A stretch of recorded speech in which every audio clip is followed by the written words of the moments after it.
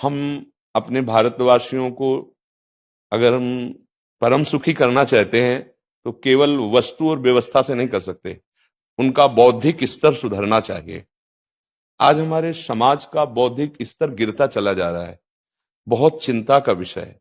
हम सुविधाएं दे देंगे, हम विविध प्रकार की भोग सामग्रियां दे देंगे, लेकिन उनके हृदय की जो मलिनता है, जो हिंसात्मक वृत्ति है, जो अपवित्र बुद्धि है, ये जब तक ठीक नहीं होगी तब तक हमारा देश धार्मिक देश है, हमारे यहां धर्म की प्रधानता है।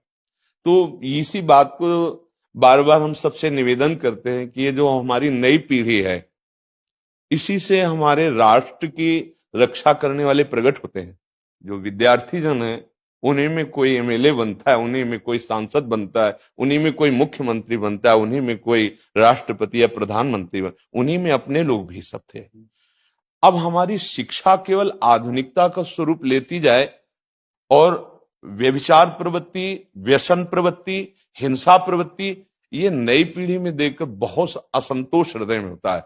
इसीलिए कितनी भी शरीर में पीड़ा हो, हम प्रयास करते हैं जितने से जितने सामने हमारे भगवत स्वरूप जन आते हैं, पहले बुद्धि शुद्ध होनी चाहिए। मय्ये वो मन आदत्स्व मयि बुद्धिम निवेश है, तो निवशिष्यति मय्येव अत ऊर्ध्वम न संशया, तू मेरे में ही निवास करेगा, अर्थात भगवदानंद में। अविनाशी जीव कभी भोग विलास में तृप्त हो ही नहीं सकता।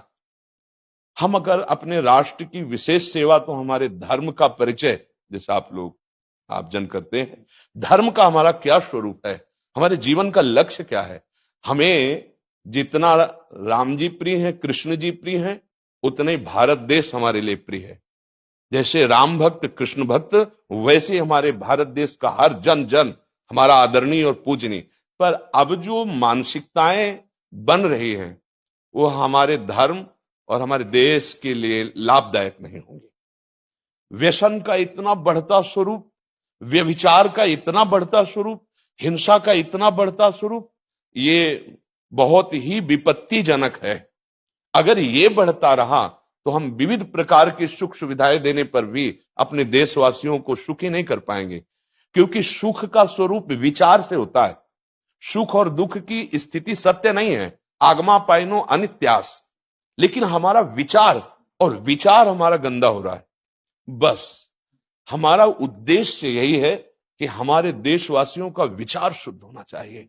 अगर विचार शुद्ध है तो राष्ट्र प्रियता, जन सेवा, समाज सेवा, ये सब स्वाभाविक होने लगेगा। और विचार अशुद्ध है तो सुविधाएं बहुत हैं, उनका दुरुपयोग हो रहा है। तो बस आप सबसे बड़े बड़े जो उपदेष्टा जन हैं, जो बड़े बड़े धर्म की रक्षा के लिए भगवान ने जिनको भेजा है, उन सबसे यही प्रार्थना है कि सब व्यवस्था करते हुए हमारे देशवासियों की बुद्धि अध्यात्म को समझे।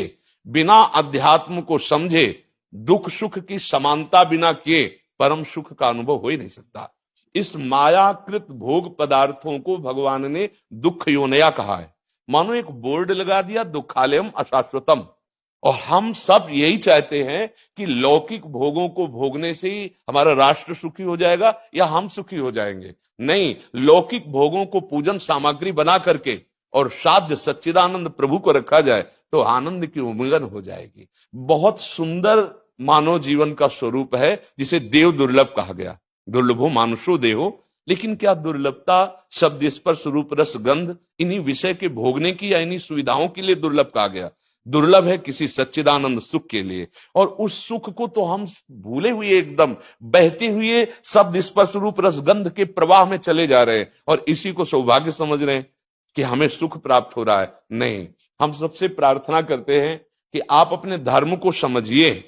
आप अपने स्व को जहां जहां स्थापित करते चले जा रहे हैं, आप उसे गंदा करते चले जा रहे हैं।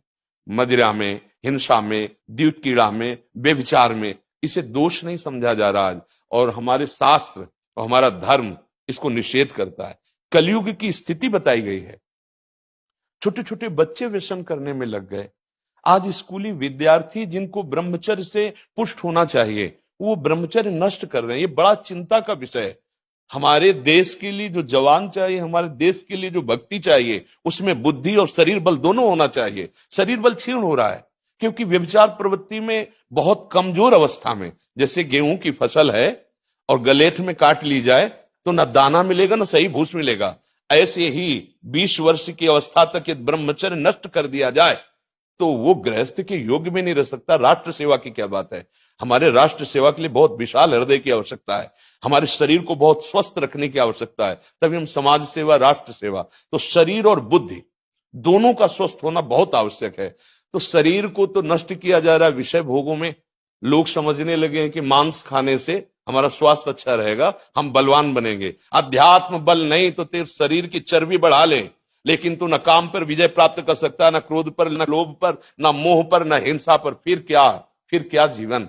तो इसीलिए हमारा बार बार हृदय में सबसे प्रार्थना है, जिस संत भगवान भी आते हैं, कि देखो इस समय आवश्यकता विचार शुद्ध करने की है, आहार शुद्ध करने की है, आचरण शुद्ध करने की है। हमारे देश ने चरित्र की पूजा की है। रावण किसी बात में कम नहीं था। आज भी कोई शिव अगर अभिषेक होता है तो तांडव स्तोत्र उसी का गाया जाता है, जटाटवी गलत ज्वल प्रवाह पावित स्थले। ऐसा विद्वान और ऐसा बलवान जो 20 बार जैसे झूला आराध्य देव को झुलाया जाए, ऐसे महादेव सहित पार्वती को बाजुओं पे झुलाया, वो महाबली चरित्रहीन हो गया तो अपने देशवासियों ने राक्षस कह दिया उसको। चरित्र, आज हम चरित्र पर ध्यान ही नहीं दे रहे। चरित्र बेचना मतलब कोई समझ में नहीं आ रहा। छोटे छोटे बच्चे चरित्रहीन हो रहे हैं। हमारा राष्ट्र संकट में पड़ जाएगा अगर हमारे बच्चे व्यवस्थित नहीं हुए, उनकी बुद्धि शुद्ध नहीं हुई, उनका स्वास्थ्य ठीक नहीं रहा। कौन आगे चल करके है? यही पीढ़ी तो है ना, इन्हीं में से तो निकलते हैं हमारे राष्ट्र भक्त, भगवत भक्त, देश सेवी। तो सबसे यही प्रार्थना है कि हमारे नई पीढ़ी को सुधारा जाए।